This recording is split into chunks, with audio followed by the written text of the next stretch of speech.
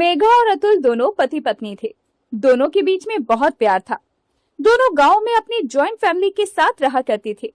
लेकिन अब धीरे धीरे अतुल का उसके भाई धीरज के साथ झगड़ा बढ़ गया था।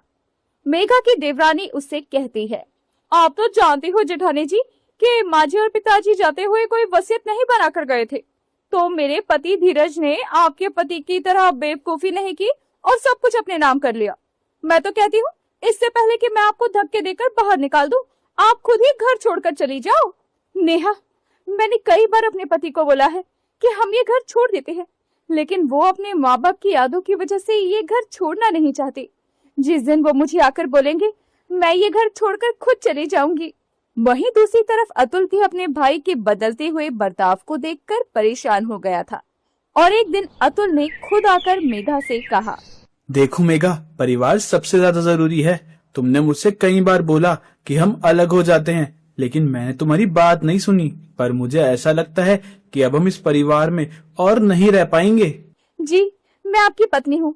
जब जब मेरी देवरानी मुझे परेशान करती थी, मैंने आपको कई बार कहा कि हम अलग हो जाते हैं, पर आपने मेरी नहीं सुनी। लेकिन अब आपको मेरी बात समझ आ गई है, तो मेरे लिए इससे बड़ी कोई और बात नहीं हो सकती। आप जहाँ जाएंगे मैं आपके साथ जाने को तैयार हूँ। मैं नहीं चाहता कि गांव में हम रहें और मेरे भाई धीरज की भी बदनामी हो कि माँ बाप के जाने के बाद दोनों भाई लड़ाई करने लगे। इसलिए हम शहर चलते हैं, वहीं कोई मकान किराए पर ले लेंगे और वहीं रहेंगे।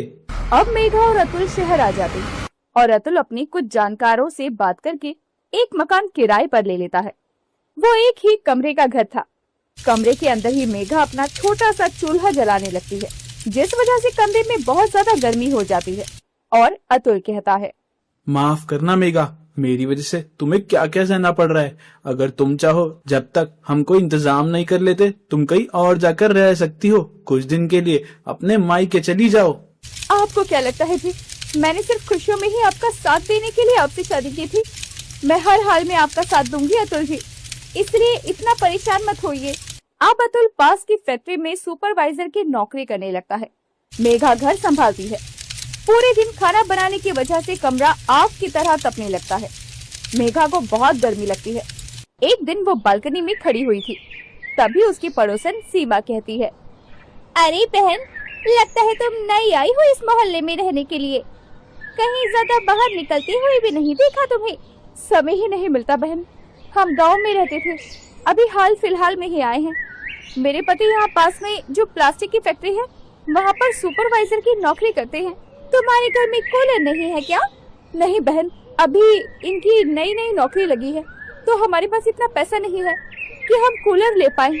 कूलर तो दूर की बात है, एक ही कमरे में खाना बनाने की वजह से बहुत गर्मी लगती है और पूरा कमरा आग की तरह तपने लगता है। रात को सोने में भी नींद नहीं आती। सीमा को भी ये सारी बातें सुनने के बाद बहुत बुरा लगता है।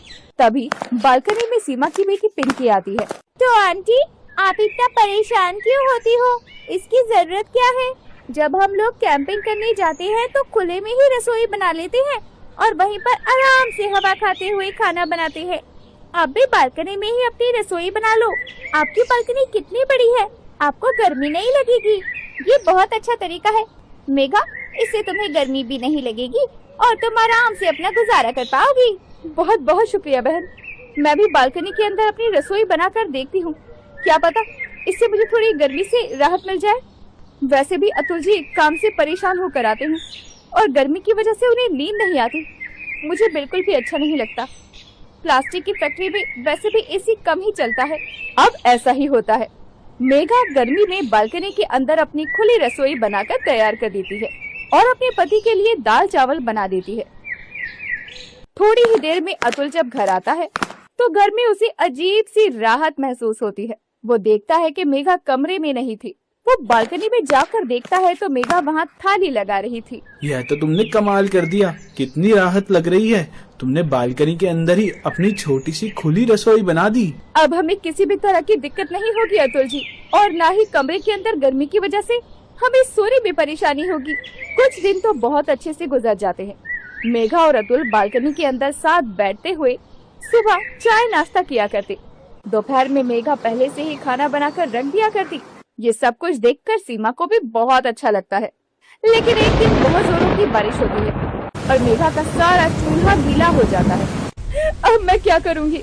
मेरा सारा बालकनी में रखा हुआ चूल्हा तो गीला हो गया। अब मेरी रसोई कैसे होगी? बहुत बुरा लग रहा है मुझे। मेघा को बहुत बुरा लग रहा था। वहीं सीमा भी ये सब कुछ अपने घर से देख रही थी। उसे मेघा पर तरस आ जाता है। वो अपने घर में बने हुए राजमा चावल लेकर मेघा के घर जाती है और उसे देते हुए कहती है, लो मेघा, आज मैं तुम्हारे और तुम्हारे पति के लिए खाना लेकर आई हूँ अपने घर से। मैं जानती थी कि तुम्हारी बालकनी की रसोई गीली हो गई है और चूल्हा भी भीग गया है, तो तुम खाना नहीं बना पाओगी। तुम सच में बहुत अच्छी हो बहन। तुम मेरी कुछ नहीं लगती, फिर भी मेरी कितनी मदद करती हो। और वहीं दूसरी तरफ मेरी सगी देवरानी की वजह से मुझे अपना घर छोड़ना पड़ा।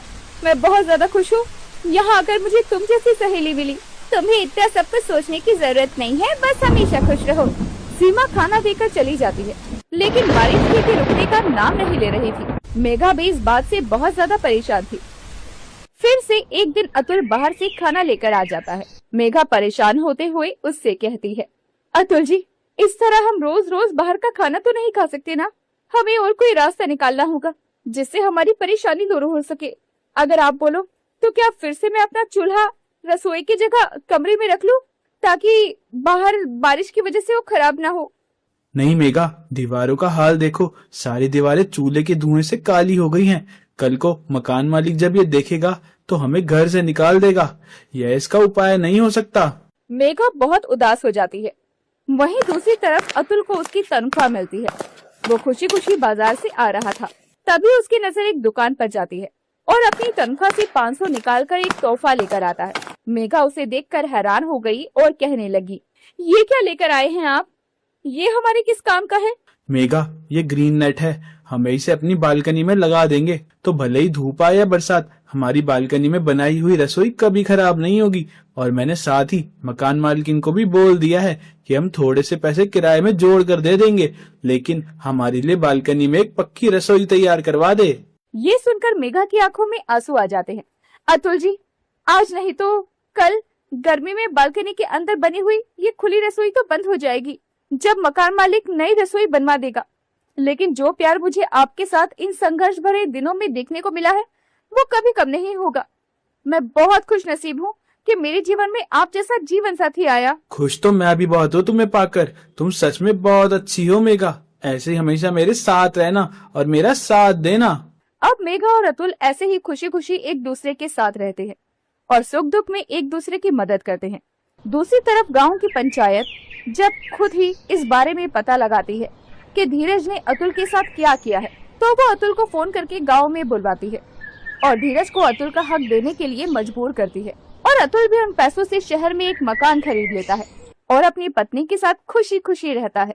लेकिन वो अपने संघर्ष भरे दिनों की यादों के लिए अपने नए मकान में भी रसोई बालकनी में ही बनवाता है। दोस्तों, आपकी रसोई भी क्या बालकनी में है? हमें कमेंट करके जरूर बताएं। और ऐसी ही अनोखी और चटपटी कहानियों के लिए हमारे चैनल को सब्सक्राइब करना बिल्कुल ना भूलें।